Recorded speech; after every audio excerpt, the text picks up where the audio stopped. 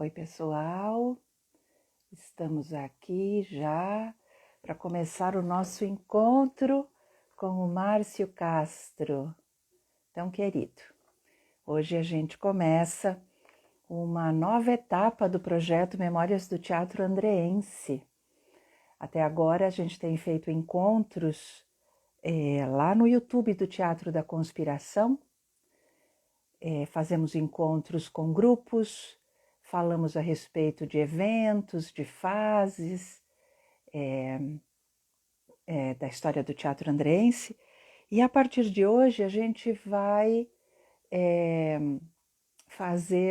começar uma série de encontros sobre pesquisadores e pesquisadoras que têm como tema justamente o teatro andreense.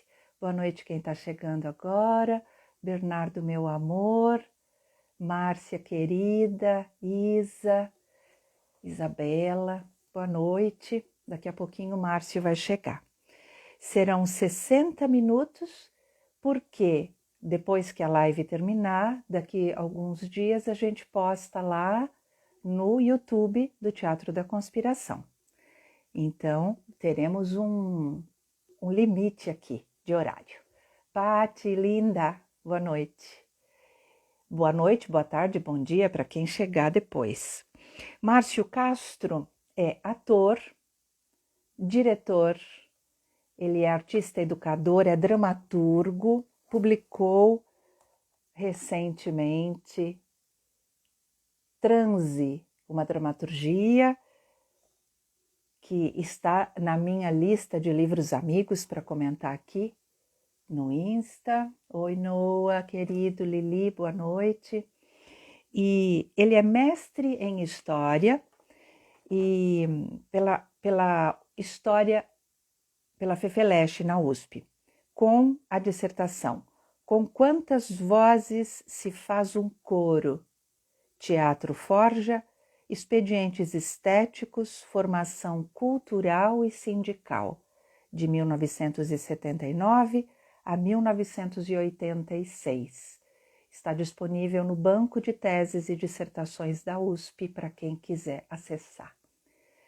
Estamos esperando o Márcio chegar para a gente já chamá-lo aqui para a conversa. Uma alegria muito grande, temos histórias juntos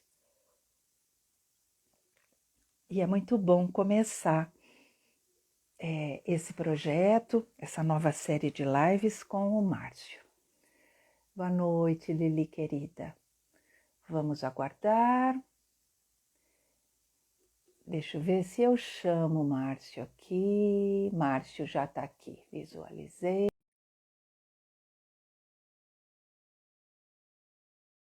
Oi, Letícia, boa noite. Vamos ver, Márcio chegando. Olá. Márcio, oiê. Boa noite a todas, a todos, a todos. Boa noite, querido. Você está me ouvindo bem? Eu estou te ouvindo bem, você me ouve bem?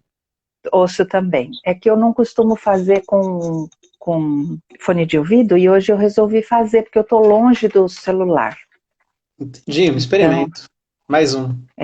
mais um experimento. Meu querido, que bom que você está aqui, que bom que você disse sim para nós e vem compartilhar a sua pesquisa tão importante.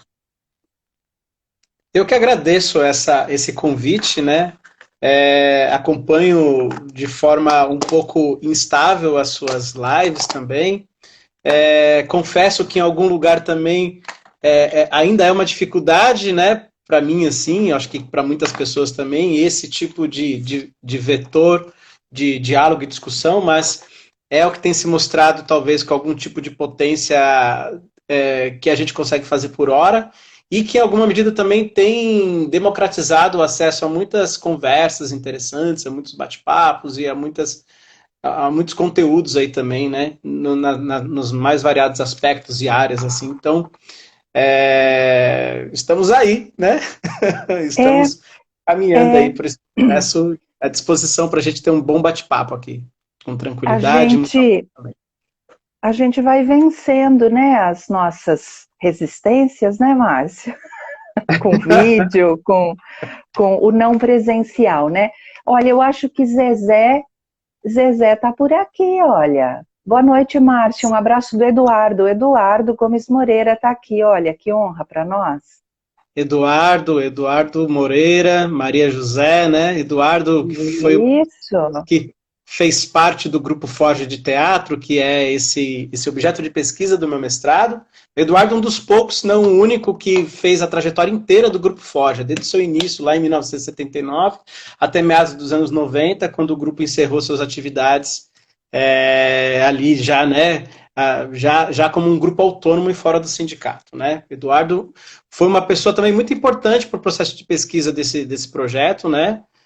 Que desenvolvi algumas conversas, algumas entrevistas, enfim, né? Eduardo, Maria, essa família maravilhosa da cultura popular andreense aí, né? Fantásticos. Um grande beijo para vocês. E você sabe que o motivo da gente estar aqui hoje tem muito a ver com o Eduardo, porque quando a gente fez uma live recentemente lá no Conspiração a respeito de teatro nas paróquias. Certo. E durante os nossos preparativos, o Eduardo comentou que, tendo feito parte do Grupo Forja, ele levava técnicas, procedimentos que ele desenvolvia com o Tim Urbinati, com o grupo lá no Forja, ele levava para a paróquia da cidade de São Jorge, onde ele atuava como ali um gestor, mas também ator.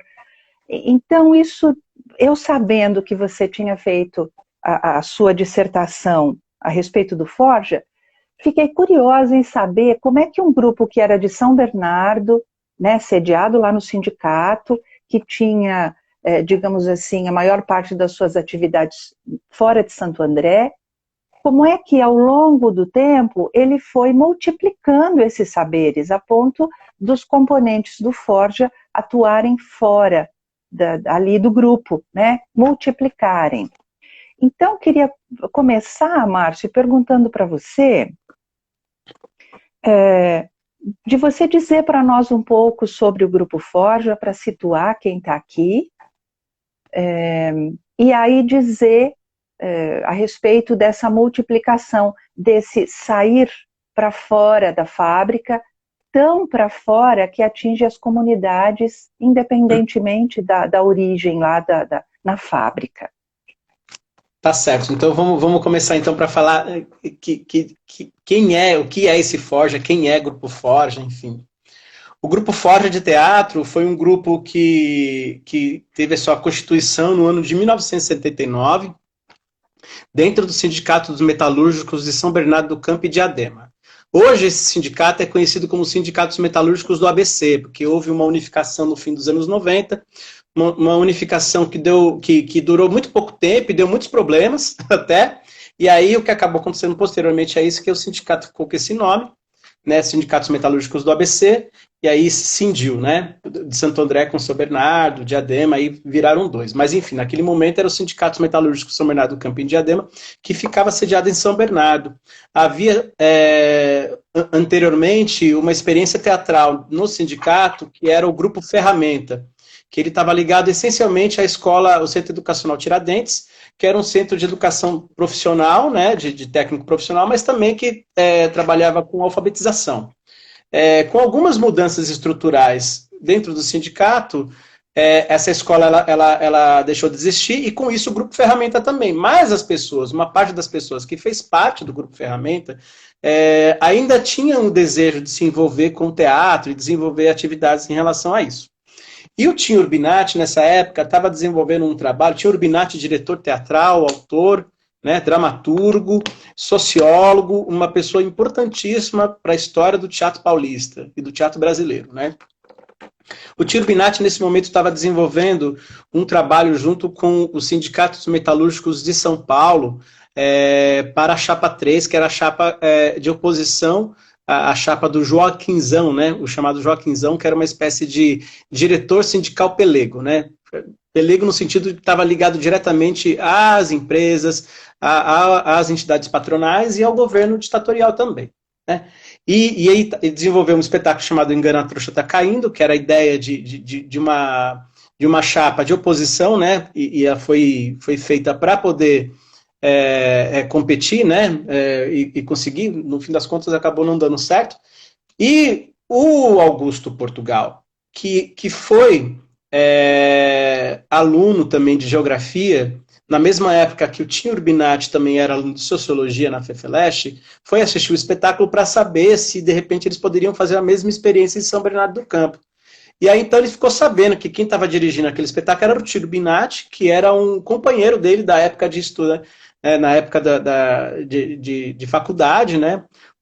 E aí, então, ele convidou o Tim Urbinati para desenvolver um trabalho no sindicato com um espetáculo chamado Contrato Coletivo de Trabalho, que era essencialmente um trabalho mais de intervenção, um pouco mais rápido, né?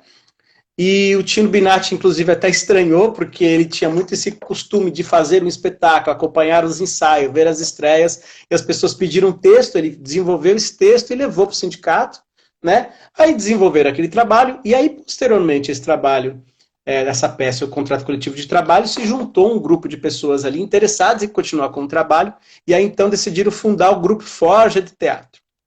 É um grupo que permaneceu nos sindicatos metalúrgicos entre 1979 e 1986, desenvolveu algumas peças, eu vou citar rapidamente porque eu acho que é bacana, fica registrado, né? Pensão Liberdade, Pesadelo, A Greve de 80 e o Julgamento Popular da Lei de Segurança Nacional, O Robô que Virou Peão, Operário em Construção, esse é um espetáculo com junção de dramaturgia de Vinícius de Moraes, Mayakovsky, Brasil S.A., Diretas Volver, Dois Perdidos numa Noite Suja, né? Um trabalho em cima da obra do Plínio Marcos, O Boi Constituinte, e após isso também eles começaram a desenvolver um trabalho que era a Revolução dos Beatos, do Dias Gomes, mas aí, nesse período, já houve a transição, eles saíram do sindicato e realizaram mais alguns trabalhos. Esse é um pouco do material do Grupo Forja de Teatro. Eu acho que falado um pouco da experiência e um pouco, né, da introdução do grupo, dá para falar um pouco do sentido disso que você fala, que você trouxe sobre a experiência da multiplicação, dos multiplicadores. Né? De todas essas peças que eu citei aqui para você, e para vocês que estão aqui acompanhando a gente, podemos dizer que apenas duas delas são peças que são oriundas de uma dramaturgia prontas, mas não só adaptada, né? Que o Operário em Construção, que são baseados nos poemas, como eu já disse, e Dois Perdidos numa Noite Suja. Todas as outras peças desenvolvidas são dramaturgias próprias desse grupo. São dramaturgias que foram desenvolvidas no seio da criação artística, no salão dos sindicatos metalúrgicos do ABC. Né? E aí é importante pensar por que a gente está falando dessa dramaturgia. Porque falar sobre dramaturgia colaborativa até que é tranquilo, assim, não era uma novidade no começo dos anos 70, né? Mas em algum lugar existia um desejo de uma construção de um processo de fato coletivo.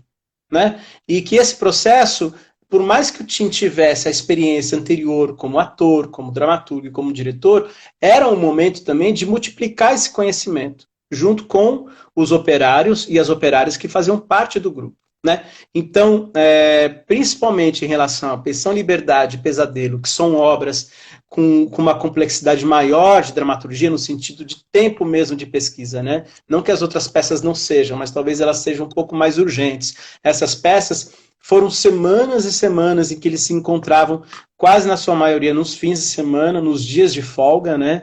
Então se encontravam, desenvolviam conversas, seminários com pessoas que eram convidadas para poder falar sobre contextos históricos, contextos políticos, ao mesmo tempo em que esses operários e operárias também, durante a semana, recolhiam muitas conversas, né, que eles tinham com seus companheiros e companheiras no chão de fábrica.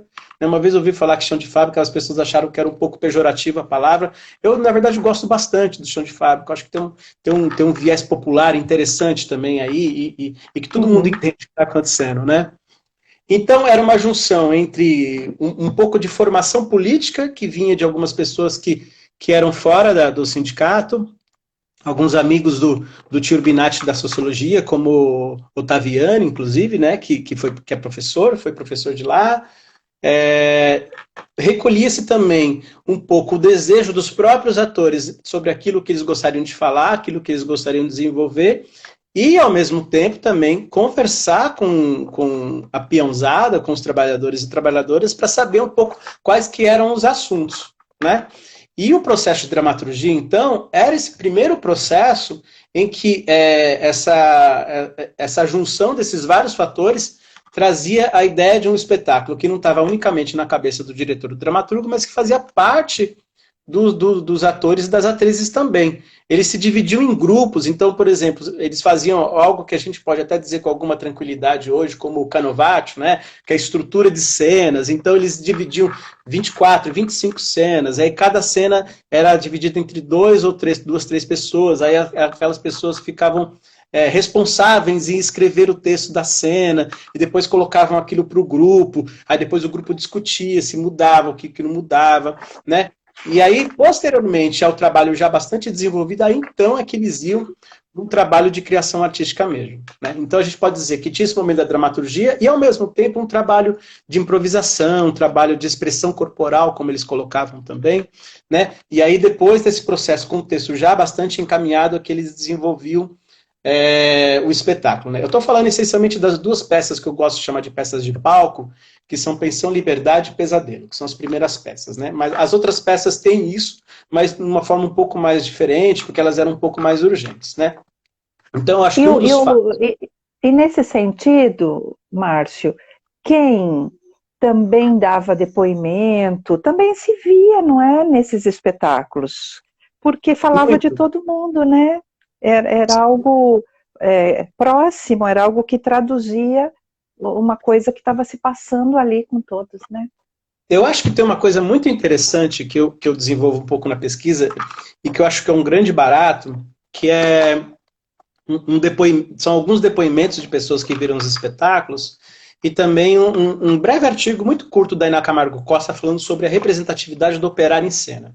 Né? Nós, que às vezes somos ligados ao teatro, temos uma perspectiva de que o teatro é épico, dialético, esse que você não constitui o personagem na sua íntegra, na gênese, né? De você quase confundir o ator em cena com, de fato, um personagem. Acreditamos que esse teatro é mais político do que um teatro representativo, né? Eu estou falando de uma forma bastante grosseira e abrangente, né? Lógico que tem muitos meandros em relação a isso. Né? E a gente considera, então, que um teatro dramático é um teatro um pouco mais alienado, um teatro um pouco mais ultrapassado. Né? Mas é impressionante como, por exemplo, Pensão, Liberdade e Pesadelos, que são peças essencialmente dramáticas na sua constituição, elas tinham um apelo político muito potente. Porque numa realidade onde os operários e as operárias tinham pouco acesso a uma cultura que não fosse a cultura de massa, no caso a televisão, né? ou tinham, inclusive, algum acesso muito mais à cultura popular, ver o seu drama representado em cena era de um fator político impressionante. Impressionante. E que faz parte também de uma ideia de formação cultural. Né? Foi o caminho que o Forja, junto com o Tinho, encontraram para poder fazer um processo de politização no bom sentido, né? Sempre é bom sentido político, né? Mas um processo de politização, de formação cultural e política a partir de uma trajetória que começa com um teatro mais dramático e que no fim da sua experiência já está muito mais se aproximando de um teatro popular e até mesmo de agite próprio. É um processo que talvez não tenha sido pensado na sua potência, assim, mas na sua completude, mas que teve uma trajetória disso. Então, o Teatro Forja chegou ao seu clímax épico, mas antes passou por procedimentos muito importantes, como formação política, tanto daqueles que assistem, mas essencialmente daqueles que fazem. Essencialmente daqueles que produzem o material. E começam a perceber também as possibilidades estéticas de elaboração e de fabulação daquilo que estão fazendo. Né? Então a gente tem esse processo dramatúrgico que eu acho que é importante para a gente discutir sobre a questão da multiplicação e um fato muito concreto que o Grupo Forja acabou se transformando numa referência no ABC como projeto artístico de trabalho militante no campo da cultura e também no campo do trabalho. Né? E aí rodou bastante, rodou muito. Eu tive contato com alguns alguns livros, alguns diários, né, que são praticamente atas, assim, e é impressionante que você pega, assim, no finzinho, por exemplo, da, da, da Maria Luísa, e aí ela tem lá um cronograma de apresentações do ano inteiro. E são muitas apresentações, todos os fins de semana. Todos os fins de semana. Coisa curiosa, inclusive, né, que eles colocam lá, que eles vão continuar em temporada enquanto houver público. Né? Que é um pouco até diferente do que a gente costuma ver com teatro, que às vezes a gente faz um edital, põe lá 16 apresentações e acabou, né? Lá, enquanto a gente tiver público, a gente continua apresentando. Quando o público começar a esmorecer, a gente para de fazer. Né? Mas por que eu estou falando um pouco dessa coisa das apresentações? O grupo acabou se tornando muito conhecido e muito convidado a apresentar os espetáculos, quando não, a desenvolver um projeto de pesquisa, de formação cultural, também nos outros espaços, nos sindicatos, comunidades de bairro, né? E aí, então, uma forma que o grupo encontrou para poder trabalhar sem precisar estar presente o tempo todo, era essa ideia de multiplicadores das ações. O que não acontecia, o que não era assim, por exemplo, o Tim Urbinati era o diretor, então ele ia nos lugares e ia dirigir. Não. Ele fazia uma orientação com os atores e as atrizes do Grupo Forja, e eles se dividiam em grupos e iam trabalhar nesses espaços. Então tem orientações do Grupo Teatro Forja junto com o Grupo Tupi, da Vila Palmares e Santo André, também da favela do Jardim Silvina, em uma série de lugares que eles faziam orientações e que nem sempre eram orientações teatrais. Por exemplo, na Vila Silvina, é uma orientação de um audiovisual, um filme que chama O Grito da Favela. Então, assim, e aí eu acho que dá para a gente chamar, inclusive, para um terceiro momento, que eu nem tinha pensado, que é entender o contexto sociopolítico histórico desse momento, sobre o processo de comunicação. Né? Eu entrei em contato com esse livro aqui, Coração Civil, do Marcos Napolitano, e ele traz um conceito de um estudo que não é dele, é de outra pessoa, né? De outras pessoas, chamado comunitarismo. É uma ideia em que a comunidade, de forma conjunta, elabora os seus processos sociais, políticos e culturais por elas mesmas.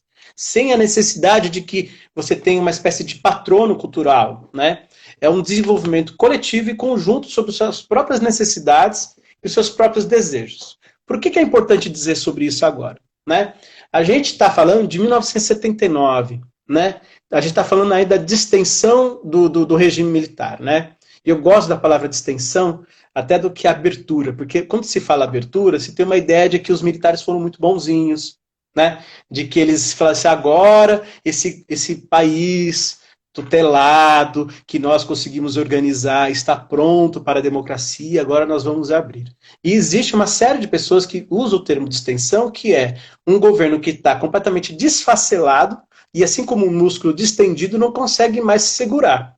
Então, através dessa distensão, tanto pelas suas burrices como governo, como também uma mobilização potencialmente vinda das comunidades e da população como um todo, fez com que esse governo se distendesse. E aí, então, nesse momento ali, existe uma mobilização muito envolvida com os centros eclesiais de base, comunidades de bairro, movimentos de minorias nas suas mais possibilidades e também os operários e operárias, que foi uma grande força no fim dos anos 70. Né? Esse pessoal vinha de um histórico político e social que foi interrompido em algum momento, em 1964, com o golpe. E aí eu estou falando essencialmente da experiência cultural ligada ao CPC, que foi um projeto de constituição, de construção política cultural para o país. Esse projeto estava ainda no seu começo, havia pouquíssimos anos, né? Tinha algumas contradições, estava na sua construção e foi interrompido, literalmente, fogo na sede. Né? Botaram fogo na sede da UNE, que sediava o CPC, todos eles foram perseguidos logo no início e não teve como continuar. Mas, ao mesmo tempo, aquilo que ficou parado também carregou algumas contradições e algumas críticas. Uma ideia de que o CPC, naquele momento, era muito dirigista, tinha uma ideia de que o CPC queria dizer como que o povo deveria pensar cultura, e o que o povo deveria fazer como cultura, que muitas vezes o povo precisava ser formado para desenvolver cultura. E no fim dos anos 70, a construção que se tem em relação a isso é que isso era uma forma de deslegitimar a potência criativa e a potência subjetiva dos operários, operários e população em geral. Então, o movimento é um movimento de aglutinação para a construção de um ideal político, social e subjetivo que se gere por si mesmo e que ele tenha a sua potência. A Marilena Chaui depois vai conceituar isso no fim dos anos 80 como cidadania cultural. A ideia de alguém que desenvolve um processo artístico subjetivo, tanto para fazer, como também para assistir, para acompanhar. Então, ele tem a capacidade de assistir, ele tem a capacidade de se relacionar como um sujeito que está ali, né, na apreciação, mas ele também é possível de construir o seu próprio projeto. E isso está ali no cerne do começo dos anos 80. Né, onde todo mundo meio que se junta para poder desenvolver um trabalho junto. Então, em alguma medida, é natural que isso aconteça dentro do Grupo Forja, porque é o que eles estão vivendo naquele momento, essa experiência de ampliar os horizontes, tendo a ideia de que o processo constitutivo artístico parte deles mesmos. Né, essencialmente deles. O que não quer dizer que eles não vão entrar em contato com referências, que eles não vão ler, que eles não vão assistir. Né? E existe várias referências sobre peças do teatro do oprimido que eles entram em contato, que vão se apresentar no sindicato, mas existe um lugar de desenvolver o trabalho por eles mesmos. Né? E isso está além da perspectiva unicamente estética. Existe uma ideia de apropriação mesmo dos modos e meios de produção e uma ideia de povo, né? Uma constituição de um nacional popular diferente daquele que talvez o CPC tivesse desejo de fazer e não conseguiu. Eu acho que é um pouco esse o caminho que faz com que o Grupo Forja acaba criando bons tentáculos sobre o ABC, né? E também com uma experiência que é de também fazer parte por exemplo, dos movimentos de teatro amador de Santo André, né? Fez parte do Amandri, se não me engano, né? Que era a associação Amandri, né? Apresentou os seus espetáculos no FETASA, que foi um festival importantíssimo na cidade de Santo André e para o ABC de Teatro Amador. Não lembro disso. Não. Inclusive, Pesadelo ganhou prêmios, assim, prêmios de melhor espetáculo, melhor ator, né? O Eduardo pode até, de repente, colocar aqui, se por acaso ele tem isso de lembrança, mas foi, de fato, uma referência artística, né? Que é quando esse teatro, que naquele momento a gente chamava de teatro amador, é o que a gente pode chamar de teatro de pesquisa, né? Esse teatro amador, ele também circulava por outros espaços, né? E também conseguiu ganhar um pouco de um espaço midiático, assim. O Grupo Forja chegou nesse momento, né? Teve críticas sobre os seus espetáculos, né? Que foram publicadas em jornais, enfim, né? Circulou bastante. Em síntese, eu acho que é um pouco essa a resposta que eu poderia trazer em relação ao que você fala sobre a ideia da multiplicação desse conhecimento, sabe?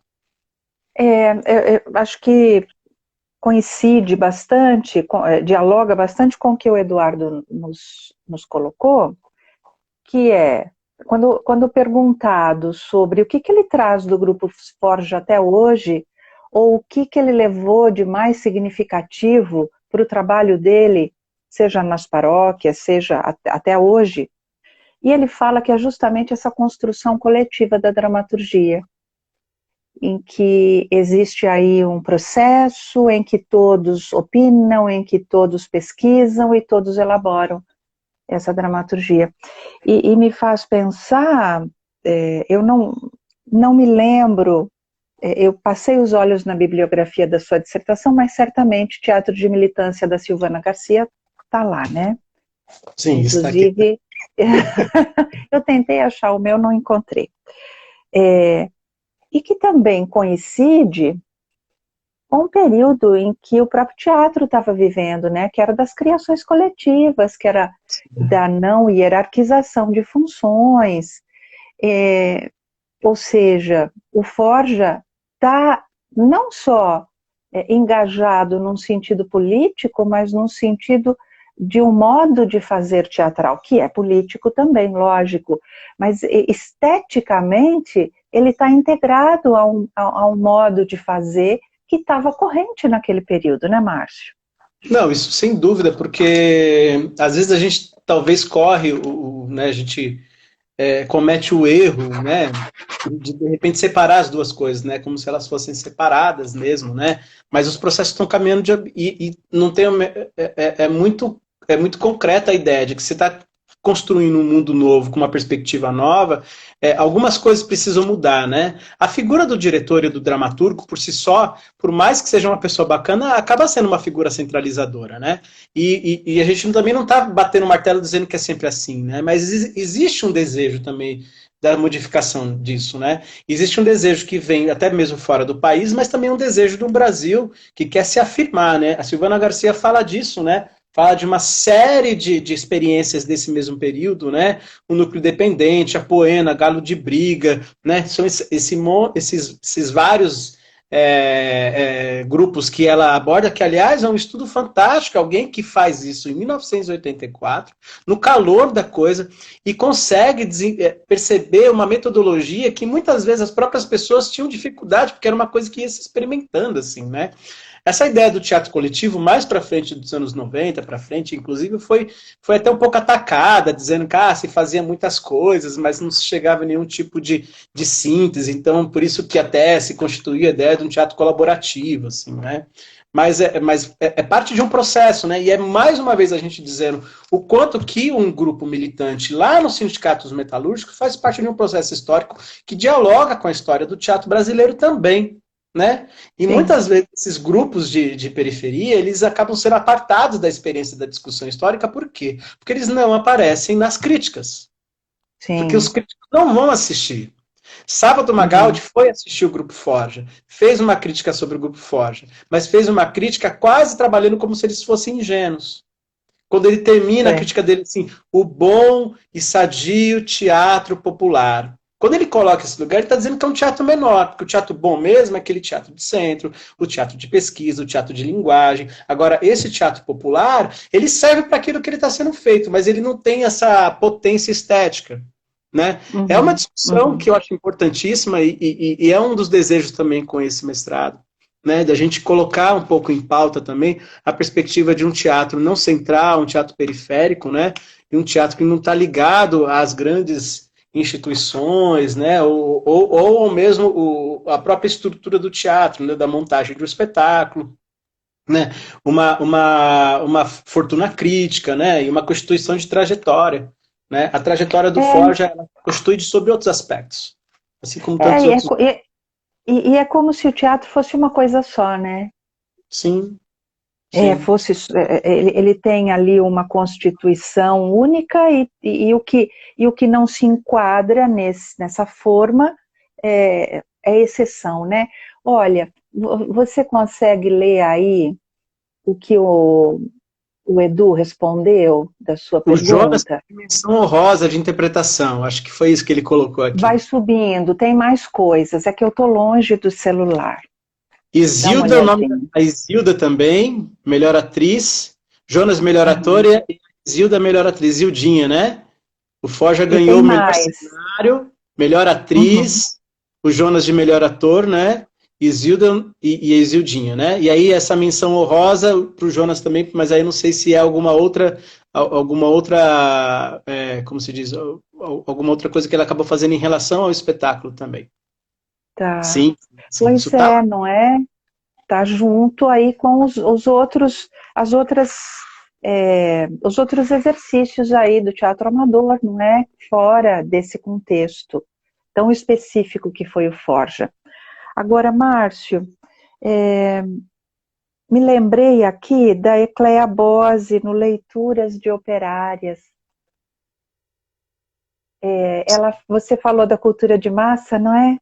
Sim, falou da televisão, e ela aborda nesse livro, o subtítulo é Leituras de Operárias, e ela fez uma pesquisa com as operárias de São Bernardo, se não me engano, acho que da Fox, e entre outras, e em que ela fez um questionário sobre o tipo de leituras que essas operárias faziam. Então, também é fantástico o livro. É muito bom. Então, fica aí para sua referência. Eu tenho. Se você precisa vir buscar os livros aqui em casa. E, de repente, eu te passo esse também. Uma meia dúzia. A gente falou assim, quando acabar a quarentena, eu vou, né? Não acaba. Cadê essa quarentena? Meu querido, eu tenho também me fez pensar, Márcio, no quanto a gente agora ainda, como artista educadora, a gente permanece fiel a esses procedimentos, não é? A esse processo que todo mundo participa em todas as instâncias o máximo possível, embora haja uma coordenação, embora haja ali uma orientação, mas o quanto isso permanece com a gente, o quanto a gente desenvolveu, né? E acho que você também pratica, não é, no seu trabalho? Sim, sim, completamente. Eu vim de uma escola, né, chamada Escola Livre de Teatro, né, aqui em Santo André, e essa escola, ela tinha como premissa, e acredito que ainda tenha como premissa, a ideia de processos colaborativos, né, e de trabalho em grupo, né. Então eu comecei a fazer teatro, assim, de uma forma um pouco mais forte, pensando na ideia de teatro de grupo mesmo, e a ideia de teatro coletivo, né. E isso acaba espraiando, inclusive, para a minha própria experiência como arte educador hoje também, né, como diretor, dramaturgo, né, enfim, como arte educador. Que é essa proposta em que você tem ali uma orientação, né, de um professor, de uma professora, que traz alguns disparadores, né, algo que a gente possa trabalhar como início de um processo, né, principalmente quando a gente está no começo, mas que essencialmente abre espaço para que você traga as suas experiências para a cena. Né? Considerando todas aquelas questões, né? Inclusive uma própria ideia de vício, de cultura de massa, que é natural que aconteça, né? Você trazer a experiência que você tem como referência de dramaturgia e de drama, daquilo que você vê da novela, da experiência de diálogo de novela, e aí aos poucos também você vai entrando em contato com outras referências, mas nunca no lugar de depreciação, né? Nunca no lugar de menosprezo aquilo que se traz no primeiro momento, porque é um processo formativo e de construção. Eu acho, inclusive, que isso transformou o teatro paulista e o teatro brasileiro, né? Mas eu posso falar no teatro do nosso estado, assim, porque é da onde que a gente fala e tem um pouco mais de consciência, de uma forma muito forte nos últimos 20 anos, né? Sim. Por que, se você me permite abrir um pouco esse flanco para discutir sobre isso, né? Eu vim de uma formação em que os meus professores, eles foram professores formados em várias escolas de teatro, como, por exemplo, a USP, né? Teoria teatral, direção e interpretação. Era uma galera que estava vindo de uma experiência, ainda de uma experiência, vamos dizer assim, burguesa, né? De pais que tinham condições que seus filhos estudassem nesses espaços. Não estou dizendo todos, né? Porque eu não vim dessa experiência, você também não veio dessa experiência, mas uma parte veio. De pessoas que eram pais, né? Pais e mães, né, que tinham uma estrutura financeira familiar um pouco mais interessante e tiveram a possibilidade de dar aos seus filhos a possibilidade de estudar teatro. Essas pessoas se formaram nessas escolas num momento de transição com professores bacanas também e foram depois, aos poucos, começar a dar aula em outros lugares. Né, os meus primeiros professores vieram um pouco dessa experiência, né, de pessoas que passaram pela universidade, não só, mas também, né, pela universidade, com uma ideia de uma transformação do teatro na sua forma de fazer. Essa ideia de que, não, legal a dramaturgia pronta e tal, mas que tal a gente experimentar um processo coletivo, colaborativo, em que o ator está ali em cena pensando também a experiência da interpretação, a experiência da cena, a experiência da luz, da música e tal, né? Eu me formo um pouco nessa experiência de teatro e um dos caminhos que a gente encontra na perspectiva para trabalhar com teatro também é trabalhando com aulas, né? E é muito interessante porque na minha trajetória inteira como artista, assim, eu gosto muito de trabalhar com as duas coisas. Se tem um ano que eu estou muito arte educador, eu sinto falta de estar em cena. Se eu estou muito em cena, eu estou trabalhando muito com teatro, eu sinto falta, porque elas se complementam. O que acontece, então, nesse sentido, é que a gente vai começar a trabalhar com esses meninos e meninas através de projetos públicos, né, geridos por secretarias de cultura municipais, estaduais, em diversos polos, seja nas casas de cultura, seja nos céus, seja nas fábricas de cultura. E a gente traz essa experiência também para essas pessoas.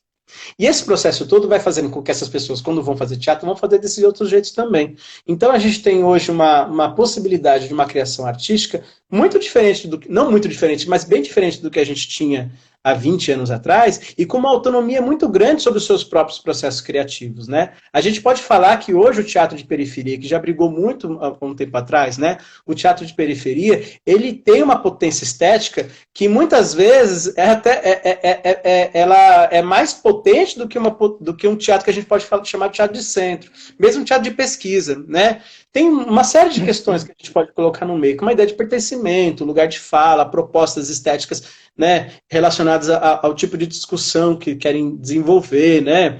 Uma vez uma moça que trabalhava comigo, Tatiana Monte, ela, no início do vocacional... Ela está aqui. Ah, Tatiana Monte está aí? Ela acabou de entrar, gosta aqui demais. Ela falou uma coisa que para mim foi muito importante. Olha aí, Tati, vê se não tem a ver mesmo.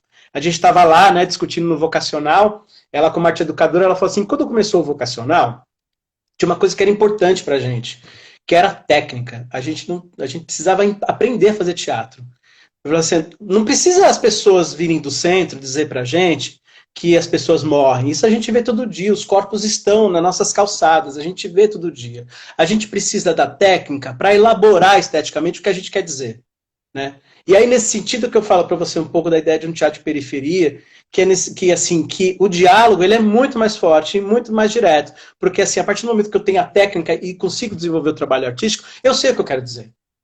Eu vou encontrar as formas para poder dizer isso, porque é a ferramenta, né? E nesse sentido, pensar a ferramenta é muito importante, muito bacana. E é esse caminho dessa proposta de trabalho da arte e educação nas periferias de São Paulo, no estado como um todo, que transformou esse teatro. E esse teatro é transformado por políticas públicas. Então a gente pode dizer que nós temos uma estética artística hoje que ela se transformou porque houve investimento em política pública. Muito precarizado, né? Professor trabalhando sem a menor condição, pagando almoço do bolso, pagando transporte, né? Eu mesmo, todos os lugares que eu dei aula, assim, ainda trabalho hoje, né? Eu não demoro menos que 2 horas para começar a trabalhar, entende? Então é muito rolê também, mas transformou, né? E eu acho que o que a gente vive hoje é fruto dessa transformação, de um processo histórico da arte-educação e da orientação de grupos também. Que em alguma medida também pode fazer uma relação com o próprio fora, assim, né? Essa ideia da multiplicação, enfim, né, dos processos criativos. Uma ideia de reação também no momento em que se falava da arte como mercadoria, não é? Aí é outro caminho que a gente abre outra live, outra hora para falar. Sim. A gente está caminhando para mais uns 15 ou 20 minutos de conversa. Eu gosto de pensar, eu queria te cutucar no seguinte sentido, Márcio.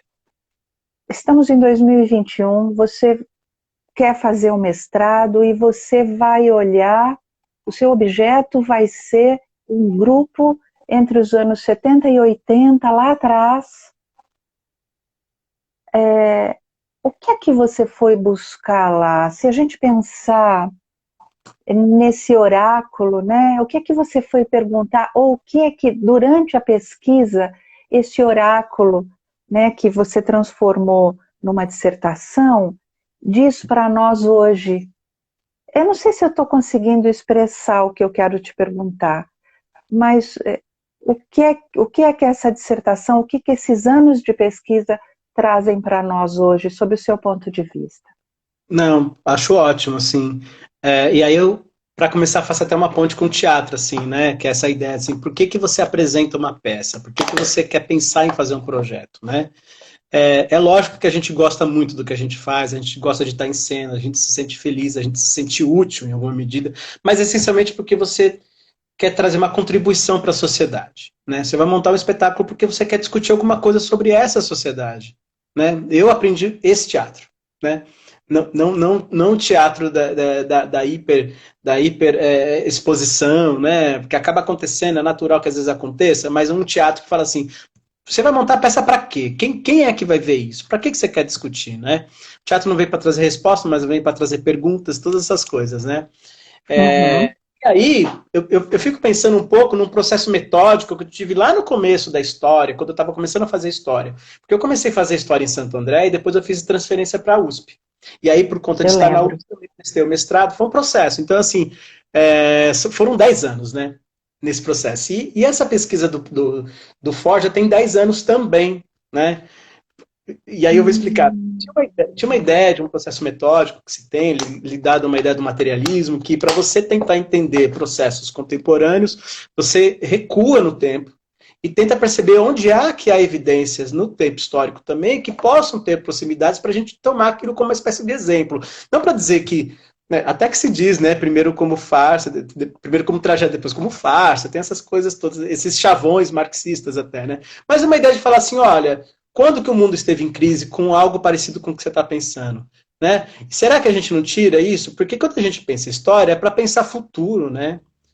Pensar história não é pensar passado, é pensar futuro, é pensar construção de futuro, de presente, pensar utopia. Né? E para isso a gente entender os processos históricos que nós estamos inseridos também. Como uma espécie de algo a você colocar numa perspectiva dialética, e não para você dizer que está repetindo. Né? E aí, partindo disso, na época eu estava fazendo um espetáculo com teatro de narradores em São Paulo, e a gente tinha uma parte do espetáculo que era um filme tinha uma inspiração no Desafio do Saraceni, que tem inclusive um trecho, né, do show Opinião. E na época os dramaturgos e diretores, que eram Luciane Guedes e o Zé Fernando, tinham interesse de fazer uma espécie de desafio do fim dos anos 70, né? E aí a gente foi fazer um filme que tinha o desejo de filmar alguns grupos de teatro paulista naquela época, que foi o Teatro União Olho Vivo, Engenho, que foi a Poena, né? Grupo de Teatro Forja, né? E a gente também chamou o Celso Frateschi. Então, além de a gente fazer um filme nessas sedes com esses grupos, que era um sujeito que ia passando pelos grupos porque ele tinha se apaixonado por uma moça que trabalhava, né, num desses grupos de teatro, então ele começa a perseguir para saber se ele encontra essa moça, ele está apaixonado, né? Nesse momento que a gente estava desenvolvendo esse trabalho, a gente também convidou uma dessas pessoas para poder conversar com a gente. Então a gente conversou com o César Vieira, conversamos com o Celso Frateschi, com o Tino Binatti, por exemplo. O César Vieira traz uma coisa que está um pouco amparada aqui no Teatro da Militância da Silvana Garcia, que é uma experiência de crise do fim dos anos 80, nos anos 70 no teatro de militância, né? E por quê? Porque a gente, nos anos 2000, estava vendo uma espécie de crise estética no grupo de fomento em São Paulo, dizendo para onde é que vai o Teatro Paulista, parece que ele se encerrou um ciclo, né? Então, tinha essa coisa ali que a gente estava vivendo no processo criativo, que estava rondando a gente, né? Havia aquela ocupação da Funarte, né? E aí, então, a gente estava tentando fazer isso, né? E aí a gente chamou o Celso Frateschi fala um pouco que a Silvana fala, que no fim dos anos 70, com a distensão política, da distensão do governo militar, muitos grupos acabam não continuando, por quê? Porque eles veem a abertura de poderem trabalhar com teatro na região central, estou usando assim de uma forma bem grosseira, né? Muita gente está um pouco cansada do trabalho de militância, quer voltar a fazer um teatro profissional, né? E também, segundo o Celso Frateschi, uma militância que se organiza de uma forma muito forte. Então, os trabalhadores, as comunidades, todas elas são muito potentes e que, em algum lugar, ficou descompensado. O teatro meio que perdeu um pouco de sentido. Assim. Ele falava que existia um engajamento, isso é a fala do Frateschi, né? Existia um engajamento dos trabalhadores, das pessoas, das comunidades, que aquilo que o teatro podia trazer não tinha mais tanta força. Né? E eu falava assim, nossa, que curioso isso, né? E aí eu fui conversar com o Tim, que também foi falar da experiência, perguntei para ele sobre isso. Como é que era essa experiência, Tim? Também bateu com vocês assim? Houve uma crise também? E aí o Tim falou assim, não, com a gente não aconteceu isso não. Para a gente, pelo contrário, foi um momento de maior força, foi no fim dos anos 70. Né? Então teve uma espécie de sobrevida aí, que a gente pode falar dessa experiência do Forja, e eu elaborei uma hipótese que isso acontece por quê? Porque os integrantes do Forja são trabalhadores.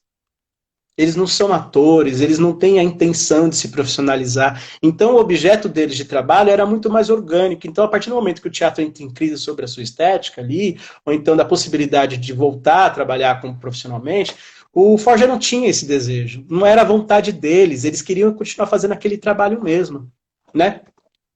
E aí, nesse sentido, né, eu estava começando a fazer iniciação científica ainda, né? Tinha a ideia de fazer o TCC na fundação. eu tinha vontade de estudar uns grupos de teatro de periferia, mas aí me deu um estado dizendo assim, gente do céu, mas todo mundo fala sobre o teatro de São Paulo, né? Todo mundo fala sobre o teatro dos outros grupos, né? Se a gente for ver. E eu falei assim, acho que a gente precisava focar alguma coisa mais daqui. Foi o momento também que eu estava um pouco tentando me aproximar mais da experiência do ABC, assim, sei que trabalhei aqui, né? Mas eu falei assim, a gente precisa produzir um conhecimento nosso aqui, sobre nós, né? Sobre as nossas experiências. O Forge, inclusive, é bastante citado já em algumas experiências, assim, mas foi um primeiro caminho que eu encontrei e que eu pensei em possibilidades também de atuação que talvez ainda não tinham se desenvolvido com muita força, assim, né? E aí, isso foi um primeiro passo, né? E aí tem toda a pesquisa mesmo do mestrado que ela acaba se verticalizando numa questão que eu acho que é bastante interessante, que é o Forja, ele acabou sendo muito conhecido, por quê? Pelas peças de palco. São as peças que em algum lugar teve uma espécie de fortuna crítica.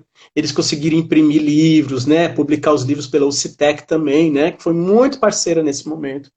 Mas o Forja, num segundo momento aí, teve um trabalho muito forte na rua.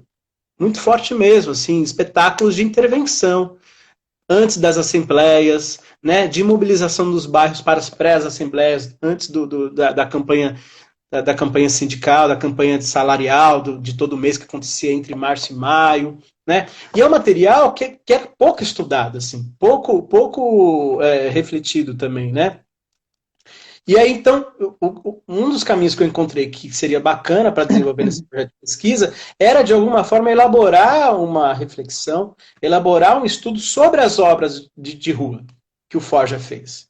Num lugar em que a gente pudesse também tirar a consequência da experiência dessa, que não está ligada a essa fortuna crítica tradicional do teatro. E, para isso, a análise das dramaturgias, essencialmente, né, cotejando com as experiências de narrativas de integrantes do Grupo Forja, como o Eduardo, como a Maria Luísa, como uma série de pessoas que passaram pelo Grupo Forja, cotejando, então, essa oralidade, né, também com as experiências de impressão também dos materiais, ou alguma coisa de filme que também tive contato, e aí sim, então, fazer o processo desse início do Forja dramático para um Forja que termina como um agite-prop dos anos 90, dos anos 80, em Santo André, no ABC, São Bernardo, São Caetano, Diadema, isso. Então, essa é um pouco a trajetória e como é que a gente chega nela, assim, né? Recentemente, o Tio Urbinati conseguiu, né, publicar essas dramaturgias novas, né? Esse é o primeiro livro que eu tenho. Ele é quase como uma... Esse aqui, eu não tive coragem de tirar todas as minhas marcações, elas estão todas aqui, né? No estudo das dramaturgias, dos depoimentos, e esse daqui já é a edição nova, que no fim, né, desse livro tem as peças que eu analiso no mestrado também, que eu faço também uma análise dissertativa também no mestrado. É um pouco essa trajetória do porquê que eu cheguei nesse lugar aí da pesquisa do Grupo Forja. Sim, e do quanto isso pode iluminar esse momento em que a gente está passando, não é, querido? Sim, sim, sem dúvida, sem dúvida. É muito maluco, assim, né? Mas, ao mesmo tempo, eu me espelho muito numas forças, assim, sabe? Por exemplo, esse pessoal sempre teve muitos problemas, assim, né? Eles já tinham acabado de estrear o espetáculo Pesadelo. Pesadelo não, Pensão Liberdade, que foi o primeiro espetáculo. Eles estrearam, apresentaram algumas vezes, e o sindicato entrou em intervenção. Ele teve intervenção do Ministério do Trabalho, porque eles tinham feito greve, e greve era ilegal, e aí então caçaram a direção e colocaram o interventor lá dentro. E aí o grupo de teatro sobreviveu como? Eles foram para o assédio do fundo de greve, e começaram a desenvolver o trabalho no fundo de greve. Então, era inevitável que o Grupo Força se engajasse na militância política também. Eles não poderiam ser apenas um grupo de teatro dentro do sindicato, né? Então, a gente olha para essa experiência que eles passaram, né, e vê o resíduo dela, no bom sentido, né, o que ficou de experiência para a gente agora, para que a gente olhe sobre o nosso presente, essencialmente. Né? Para a gente olhe sobre as formas que a gente tem que produzir, né, e as formas que a gente tem que encontrar para comunicar também. E se a gente, estamos no períodozinho final do encontro, se a gente que é do ABC não falar da gente, né, Márcio, quem é que vai falar? Se nós dois, filhos de imigrantes, não falarmos desse nosso lugar e desse nosso fazer, não é? De quem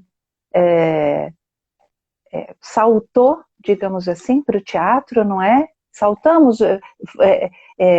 escrevemos para nós um destino diferente do que seria o presumível, não é, querido? Sim. E a gente, eu acho que é um pouco a nossa missão, um pouco nossa competência falar a respeito disso. Então, eu queria que você finalizasse, se quiser, falando a respeito disso, ou alguma outra coisa que você imagine importante para se dizer agora. Tá, eu acho que talvez seja importante falar da onde que eu vim, né? E por que talvez, né? Que coisa maluca é essa, assim, né? Porque eu vim de uma família, minha mãe é de São Paulo, mas muito pobre, né? Meu pai veio de Minas Gerais, de uma cidade chamada São João Nepomuceno, se casaram, vieram para Santo André, constituíram família, né? Apanharam pra caramba da vida para conseguir fazer as suas coisinhas, né? E a perspectiva que eles tinham para a continuação da sua prole era conseguir um trabalho e minimamente conseguir comer e dormir, né? Sobreviver, né? E somos filhos dessa história, né? Então, eu me lembro com muita tranquilidade do meu pai, com 7 anos, assim, passar e falar assim, eu moro aqui do lado do Senai, Abrão Jacob Laffer, aqui no centro de Santo André. Então, ele passava ali, né, e falava assim, olha, quando você ficar na idade, você vai vir estudar, né? Então, eu fui estudar no Senai. Fiz ajustagem mecânica, fiz ferramentaria, né? Que era o caminho para os meninos da minha idade, né? E os meninos pobres também, de alguma espécie de ascensão financeira, né? Que conseguisse sobreviver. Assim, nunca passou pela minha cabeça a possibilidade de pensar em fazer um curso de graduação, por exemplo. Né? Eu fui começar a fazer graduação com 30 anos. Né? Tudo bem que lá com 18, 19 eu escolhi fazer teatro, né? Que não foi fácil, não foi fácil também escolher fazer teatro, tive muitas implicações com a família também em relação a isso, né? Então tem uma trajetória também de tentar entender o que faz sentido pra gente e uma coisa que para mim talvez afetivamente seja interessante falar isso, Abdélia, se você me permite, escrever essa dissertação com muitos problemas, com muitas coisas que eu poderia ter feito melhor, com muitas questões que depois, ao fim, a gente descobre. Né? Uma vez um amigo meu, Salomão, disse que a gente faz mestrado para aprender a fazer pesquisa. E esse é o objetivo do mestrado. Né? Depois que você faz, você entende como é que você pesquisa. Né? Mas por quê? Que eu estou dizendo tudo isso? Porque ao finalizar essa dissertação, né, finalizar esse processo, eu percebi o quanto que era uma espécie de acerto de contas comigo também, e com a minha história também, em alguma medida, sabe? No sentido de que eu vivi uma experiência em que esse tipo de militância não estava dentro da minha casa. Mas, ao mesmo tempo, eu tinha reverberações de todo o espaço, do quanto que tinha sido forte essa potência militante aqui no ABC, em Santo André, e eu não vivi isso, né? Então, eu acabei fazendo saltos, eu fui fazer teatro, né? Fui fazer arte, depois de um tempo eu quis fazer uma graduação, aí eu fui fazer história. Então, agora, né, com 40 anos, é uma espécie de olhar para essa minha trajetória e fazer uma espécie de acerto de contas no bom sentido, de tentar entender que mesmo eu não estando ligado diretamente a essa militância sindical, eu estava imerso nela porque eu sou um sujeito histórico desse tempo. Né? E se há teatro em Santo André, é porque houve Forja em São Bernardo. E se há Forja em São Bernardo, é porque houve o Centro Educacional Tiradentes e houve ferramenta. E só há ferramenta porque existia um grupo de teatro em CPC em Santo André, no Sindicato Metalúrgico de Santo André, o CPC, que tem uma dissertação do Timóteo que fala um pouco disso. Então, assim, essa é a nossa trajetória, né? Essa é a nossa experiência. E colocar isso na mesa, e colocar como discussão, e colocar como pesquisa é importantíssimo, né? Se fazia um teatro muito potente no ABC, né? O Forja é um exemplo deles, né? E depois a gente pode falar, inclusive, dos anos 90, da efervescência, né? Do teatro nos fim dos anos 80 e 90. E nós somos esse sujeito, assim, né? Somos esse sujeito dessa história toda. Enfim, Ai, que falei do Salomão, ele bonito, apareceu. Márcio. Ele apareceu, isso que eu ia falar. Que bonito, Márcio. Adorei essa estreia do projeto Memórias do Teatro Andrense na Academia com você, meu querido, meu irmãozinho. Que gostoso. Eu acho que a gente vai ter que encerrar. Se a gente quiser que suba para o YouTube, a gente vai encerrar. Então vamos Querido, prazer enorme, quero ler sua dissertação. Ah, por favor, por Agora favor. fica com você para finalizar. Ah, é? Ah, tá bom, então. Eu queria muito agradecer essa possibilidade. Eu lembro que às vezes eu apresentava o espetáculo Catalita, a gente falava assim, eu queria agradecer pela oportunidade, e eu puxo o R mesmo, porque a gente é do ABC e a gente tem o maior prazer e o maior orgulho de ser do ABC, e por isso a gente puxa o R, né? Eu queria muito agradecer mesmo pela oportunidade de estar aqui, em algum momento fazendo uma espécie de partilha também dessa minha experiência, que às vezes a experiência acadêmica ela fica muito circunscrita, né, aos arquivos de PDF, né, e essa dissertação foi feita para dialogar, e eu acho que o teatro é feito para dialogar, e tudo é para ser feito uma grande conversa, assim, né, a Eleonora Fabião fala isso. A performance é só um pretexto para uma grande conversa, uma boa conversa. E eu acho que é essa a nossa função, o nosso desejo, o nosso prazer nesse mundo, né? Em tempos tão bicudos, a gente tem que conversar, né? A gente tem que conversar, dialogar e construir futuro. A gente está aqui para construir futuro, a partir do presente. Pode passar. Então, vamos repetir que a sua dissertação está disponível no banco de dissertações e teses da USP. Está lá, é só baixar o PDF Isso. e O se nome da deliciar. dissertação, às vezes, o nome da dissertação é Com quantas vozes se faz um coro? Teatro Forja, Expedientes Estéticos, Formação Cultural e Sindical, 1979-1986. Você procurar lá no banco de dissertações e teses da USP, tá lá, só baixar e aí depois me procura para a gente conversar, se tiver interesse. Teria o maior prazer de dialogar a partir disso. Show de bola. Um beijo. Beijo. Até Valeu, a próxima. gente. Até mais. Tchau, pessoal. Obrigada. Não deu para falar oi para todo mundo que estava aqui, mas a gente viu aí os coraçõezinhos chegando. Tchau, até a próxima. É. Tchau.